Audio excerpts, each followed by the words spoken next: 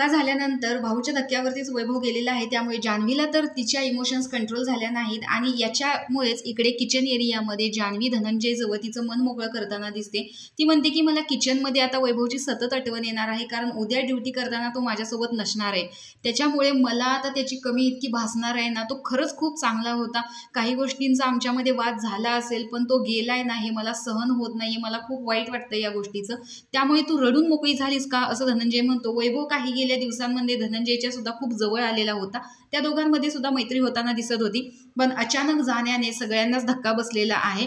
या आठवड्यात कोणीतरी जाणारच होतं, परंतु वैभव जाईल असं यांना वाटत नव्हतं एवढ्या लवकर तो घरामध्ये जाईल, कारण इतक्या दिवसांमध्ये आमची इतकी घट्ट मैत्री झालेली होती आणि अचानक अशी मैत्री तुटून हे सहन होण्याच्या पलीकडचं आहे। दादा काय करू मी, मला समजतच नाही असं जान्हवी सांगत असते, तर धनंजयला सुद्धा खूप वाईट वाटत असतं। त्यानंतर हे दोघं जण किचन एरियामधून बाहेर जातात आणि धनंजय तिला विचारतो, झालं का तुझं डोळ्यातलं पाणी संपलं का?